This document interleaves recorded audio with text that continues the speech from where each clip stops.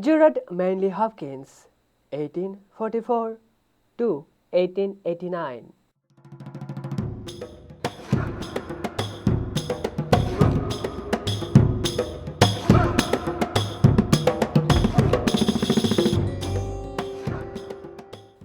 Born at Stratford, Essex, England, on July 28, 1844. Gerard Manley Hopkins is regarded as one of the Victorian era's greatest poets. He was raised in a prosperous and artistic family. He attended Balliol College, Oxford in 1863, where he studied classic.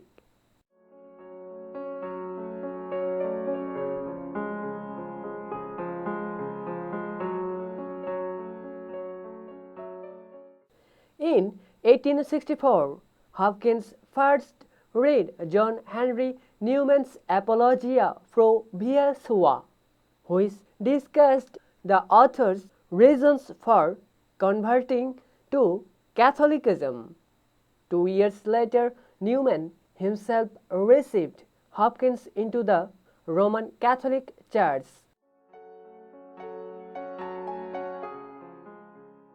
Hopkins soon decided to become a priest himself, and in 1867 he entered a Jesuit novitiate near London.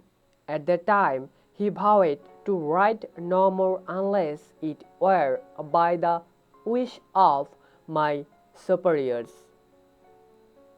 Hopkins burnt all of the poetry he had written to date and would not write poems again until 1875. He spent 9 years in training at various Jesuit houses throughout England. He was ordained in 1877 and for the next 7 years carried his duties teaching and preaching in London, Oxford, Liverpool, Glasgow, and Stonyhurst.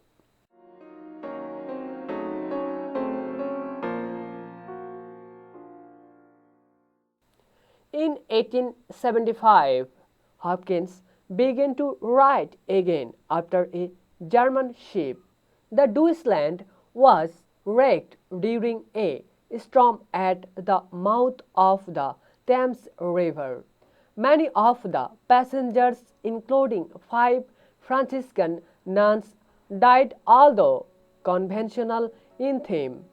Hopkins' poem, The Wreck of the Deutschland, introduced what Hopkins called sprung rhythm. By not limiting the number of slack or unaccented syllables, Hopkins allowed for more flexibility in his lines and created new acoustic possibilities. In 1884, he became a professor of Greek at the Royal University College in Dublin. He died 5 years later from typhoid fever.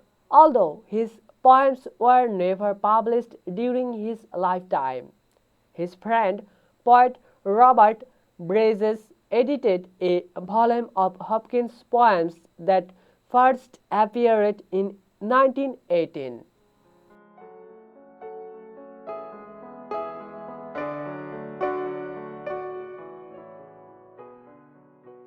In addition to developing new rhythmic effects, Hopkins was also very interested in ways of rejuvenating poetic language. He regularly placed familiar words into new and surprising contexts.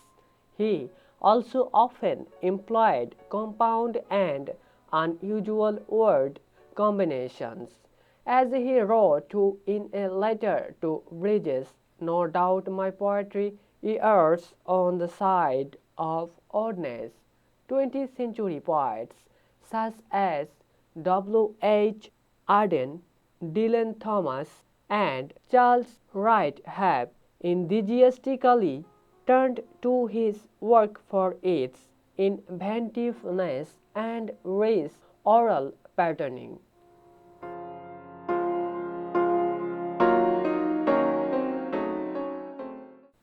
Pied Beauty by Gerard Manley Hopkins. Glory be to God for dappled things, for skies of coupled color as a bride cow, for rose moles all in stipple upon trout that swim,